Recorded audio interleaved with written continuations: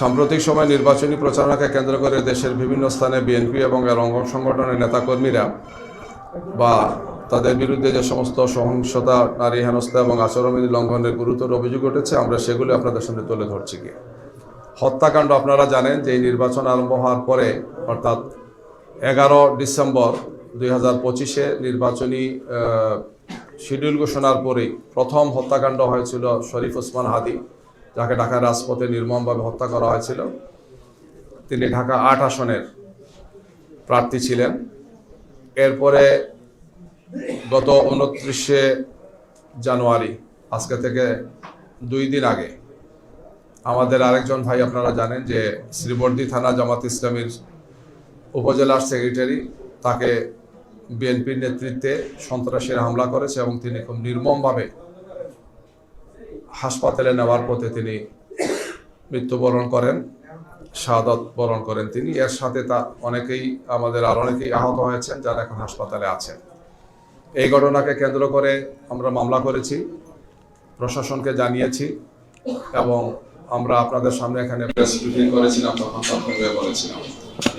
আমরা এই বিষয় নিয়ে পরবর্তীতে সরকারের বিভিন্ন পর্যায়ে যোগাযোগ করেছি। সরকারের পক্ষ থেকেও নির্বাচন কমিশনকে বলা হয়েছে। আমরা আশা করবো যে এই ধরনের ঘটনা ঘটবে এবং বিশেষ করে যারা এই ঘটনার সাথে জড়িত তাদেরকে এখনো কাউকে গ্রেফতার করা হয়নি। এই সমস্ত চিহ্নিত আসামিদেরকে যারা খুন করেছে তাদেরকে অবিলম্বে গ্রেফতারে আমাদের দাবি এবং যারা আহত আছেন তাদের সুচিকিৎসা সহ এগুলো আমরা দাবি করেছি। এছাড়াও গাইবান্ধার পলাশবাড়িতে শিবির কর্মীদের উপর ছাত্রদলের আমরা হামলার অভিযোগ পেয়েছি, যেখানে কমপক্ষে 5 জন আমাদের নেতাকর্মী আহত হয়েছেন। এছাড়াও দাঁড়িপাল্লার পক্ষে যারা কাজ করছেন বা কথা বলার কারণে সাধারণ মানুষদেরকেও বিভিন্ন জায়গাতে হয়রানি করা হচ্ছে। এগুলোর ক্ষেত্রে বিশেষ করে দেখা যাচ্ছে যে কক্সবাজারে এই ধরনের একজন সাধারণ ভোটারকে, যিনি দাঁড়িপাল্লার পক্ষে কাজ করছেন, তাকে সন্ত্রাসীরা হামলা করেছে, আহত করেছে। গিয়ে আজকে ভোলা 2 নম্বর আসনে দৌলত খান এবং বুরহানুদ্দিনে জামাত ইসলামীর প্রার্থী মুফতি মাওলানা ফজলুল করিম, তিনি আমাদের খুবই প্রবীণ একজন দায়িত্বশীল, দীর্ঘদিন তিনি জেলা আমিরও ছিলেন। তার কর্মী এবং সমর্থকদের প্রচারণার সময় বিএনপির মনোনীত প্রার্থী সেখানে হাফিজ ইব্রাহিমের নেতাকর্মীরা তাকে হামলা করে এবং সেখানে জামাতের 6 জন নেতাকর্মী আহত হন। সম্প্রতি সবচেয়ে উদ্বেগের যে বিষয় সেটি হচ্ছে আমাদের নারী কর্মীদের উপর, যারা নির্বাচনী কার্যক্রমে হাভোটের পক্ষে, গণভোটের পক্ষে কাজ করছেন, আমাদের প্রার্থীদের পক্ষে কাজ করছেন। সে সমস্ত জায়গাগুলোতে কর্মীদের উপর একাধিক ঘটনা ঘটেছে, যেটা আপনাদেরকে বিভিন্ন সময় জানিয়েছি। এর মধ্যে যশোরের শার্শা এবং জিকরগাছায় আমার মহিলা কর্মীদের কাজ করার সময়, নির্বাচনী কার্যক্রম পরিচালনার সময় হামলা করা হয়েছে।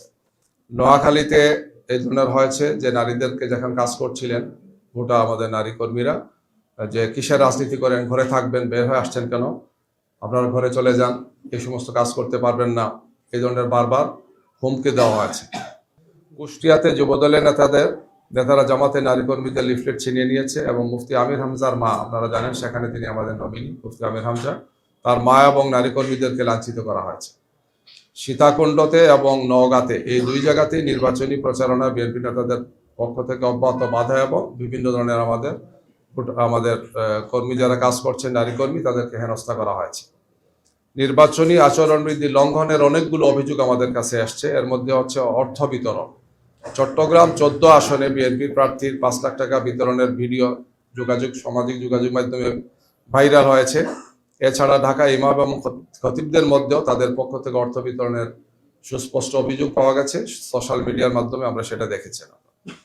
সহিংসতা এবং ভাঙচুরের অনেকগুলো ঘটনা ঘটেছে। এর মধ্যে ফরিদপুরে স্বতন্ত্র প্রার্থীর সমর্থকদের কোপানো, সীতাকুণ্ডে ব্যানার পোড়ানো এবং জামাত কর্মী শিশির মনিরের গাড়ির হামলা হয়েছে। অ্যাডভোকেট শিশির মনির, সুপ্রিম কোর্টের সিনিয়র আইনজীবী, সুনামগঞ্জে তার গাড়ি ভাঙচুর করা হয়েছে। এছাড়াও বিএনপি নেতাদের পক্ষ থেকে বিভিন্ন জায়গাতে ভোটের দিন দেখে নেওয়া হবে, এই মর্মে বিভিন্ন ধরনের উস্কানিমূলক বক্তব্য এবং বিভিন্ন ধরনের হুমকি ধুমকি দেওয়া হচ্ছে। অস্ত্রসহ গ্রেফতার এবং যৌথ অভিযান নিয়ে আমাদের কিছু কথা আছে। গাইবান্ধার ফুলছড়ি উপজেলায় পুলিশ এবং সেনাবাহিনীর যৌথ অভিযানে দেশীয় অস্ত্রসহ বিএনপির এক নেতাকে গ্রেফতার করা হয়েছে, আপনারা জানেন। গত শুক্রবার গ্রেফতারকৃতদের আদালতে পাঠানো হয়েছে। এর আগে বৃহস্পতিবার রাতে উপজেলার বালাসীঘাট এলাকায় রসুলপুর গ্রামে গোপন সংবাদের ভিত্তিতে যৌথ বাহিনীর অভিযানে নিজ বসত বাড়ি থেকে গ্রেফতার করা হয়। গ্রেফতারকৃত ব্যক্তির নাম হচ্ছে মিলন মিয়া। তিনি উপজেলার কঞ্চিপাড়া ইউনিয়ন বিএনপির সভাপতি। এছাড়া তিনি কঞ্চিপাড়া ইউনিয়নের দক্ষিণ রসুলপুর গ্রামের বাসিন্দা মৃত মেসির উদ্দিন সরকারের ছেলে। নারায়ণগঞ্জে প্রকাশ্যে অস্ত্র উঁচিয়ে গুলি বর্ষণের ঘটনায় এলাকাবাসীদের মধ্যে আতঙ্ক সৃষ্টি হয়েছে। গুলি বর্ষণকারী পরিচয় জানা যায়নি। নিউজ 24 এই ভিডিওটা প্রকাশ করেছে। নির্বাচনকে অস্থিতিশীল করার জন্য চিহ্নিত সন্ত্রাসীর এই সমস্ত কাজগুলো করছে। ফরিদপুরে যৌথ বাহিনীর অভিযানে আগ্নেয়াস্ত্র এবং গুলিসহ যুবদল নেতাকে গ্রেফতার। এই বৈশাখী টিভি সহ বিভিন্ন চ্যানেলে এই সমস্ত খবরগুলো আসছে। মাগুরার শালিখায় বিএনপি এবং যুবদলের 2 নেতাকে আটক করা হয়েছে। গত শুক্রবারে ভোরে উপজেলার আগপাড়া গ্রামে অভিযান চালিয়ে তাদের আটক করা হয়। যৌথ বাহিনী আটক করেছে। এ সময় তাদের কাছ থেকে আগ্নেয়াস্ত্র, গুলি এবং দেশীয় অস্ত্রগুলো উদ্ধার করেছে। অপতথ্য এবং গুজব ছড়ানোর অনেকগুলো অভিযোগ আমাদের কাছে আসছে। বিএনপির পক্ষ থেকে বিভিন্ন এলাকায় সামাজিক যোগাযোগ মাধ্যমে বিভ্রান্তিকর তথ্য ছড়ানোর অভিযোগ উঠেছে। এর মধ্যে শেরপুরে যুবদল নেতা সাইফুল হত্যার গুজব আপনারা জানেন। তারপরে কিশোরগঞ্জে জামাতের হাতে বিএনপি নেতা খুন, এই ধরনের একটা মিথ্যা গুজব ছড়ানো হয়েছিল। আসলে পারিবারিক বিরোধে জায়গা জমির সম্পত্তি নিয়ে ঘটনা ঘটেছিল, কিন্তু বলা হয়েছিল যে জামাত বিএনপির একজনকে মেরে ফেলেছে। পরে তাদের পরিবারের পক্ষ থেকে এই বিষয়টি ক্লিয়ার করে আমরা বিভিন্ন মিডিয়াতে এই মিথ্যা গুজব ছড়ানোর বিষয়টি তাদের দৃষ্টি আকর্ষণ করেছি। সংশ্লিষ্ট মিডিয়া পরবর্তীতে সংশোধন করেছেন, কিন্তু কিছু কিছু মিডিয়া এই গুজবকেই তারা প্রচার করেছে। তারপরে শহীদ শিহাবের মাকে অশালীন প্রভাগান্ডা করা হচ্ছে বিভিন্ন জায়গাতে, আমাদের শহীদের মাকে। এই ব্যাপারে আমাদের কাছে যে তথ্য আছে সেটা আমরা পরে আপনাদেরকে আগে বলেছিলাম যে শেরপুরের ঝিনাইগাতিতে যে ঘটনাটা ঘটেছে। পলাশবাড়িতে লায়ন সরকার নামে দাঁড়িপাড়া সমর্থক আমলাগাছিতে নির্বাচনী প্রচার করছিলেন। হামলায় আহত হন শিবিরের প্রায় 4-5 জন নেতাকর্মী যারা নির্বাচনী কাজে ছিলেন।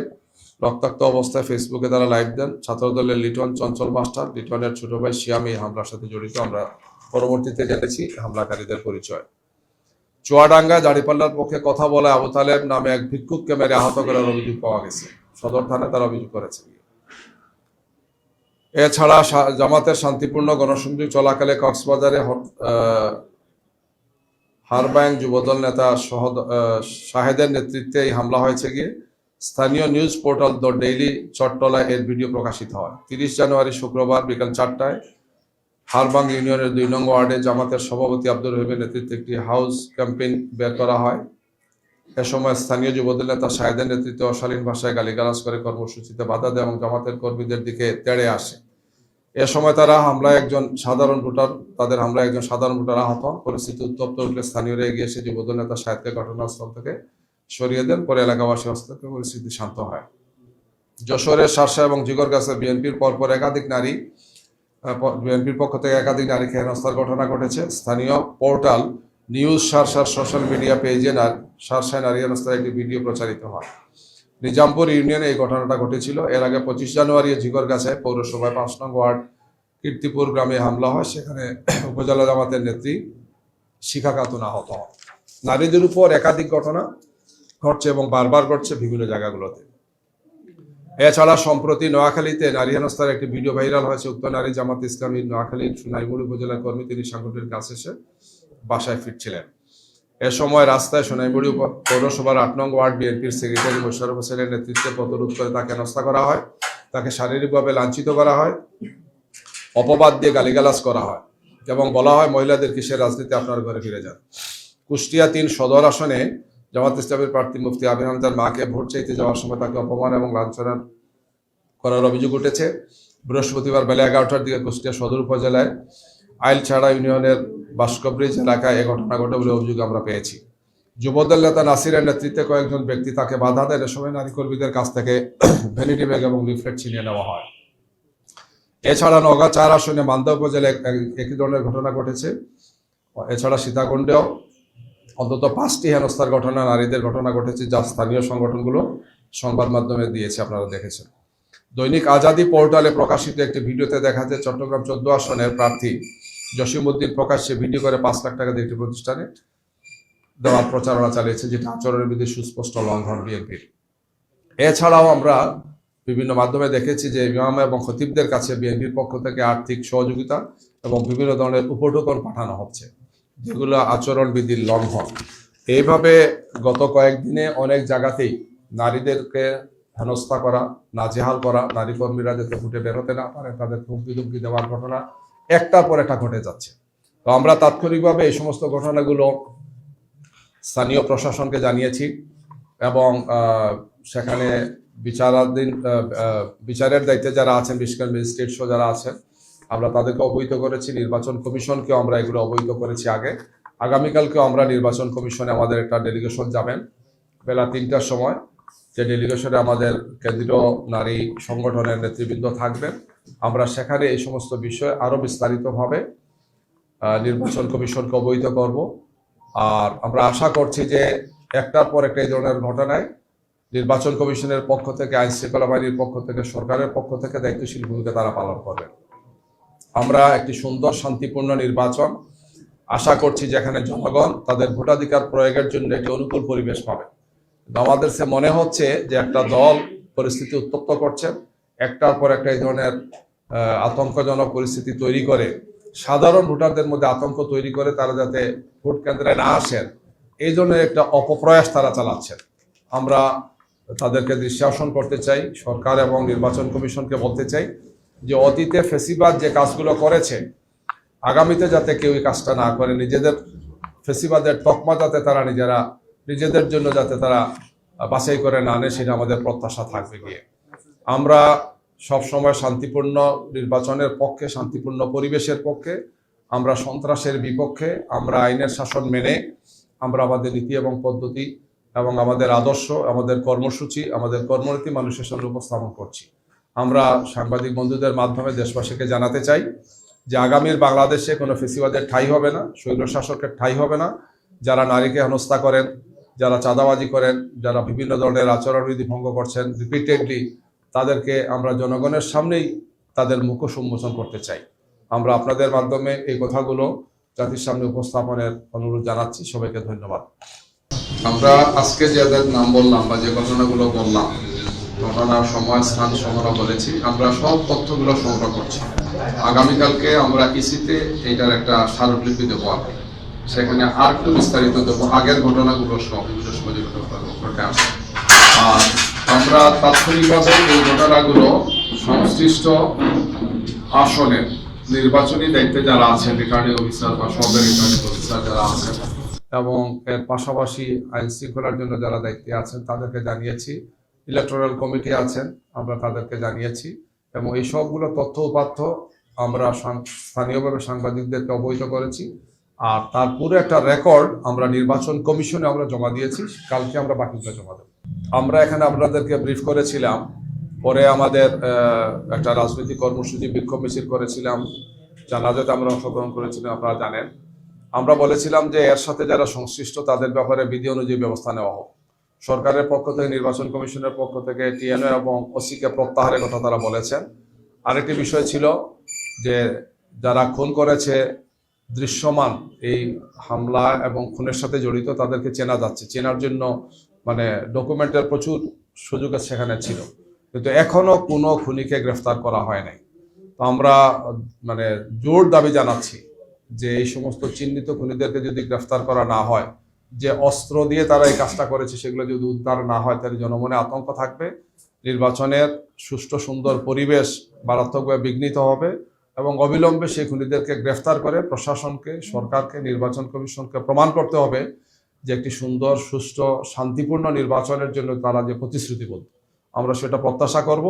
যদি এটা না হয় তাহলে আমরা আমাদের অবস্থান থেকে পরবর্তী কর্মসূচি ঘোষণা করব। ধন্যবাদ আপনাদের সবাইকে। Well done, side by side, free.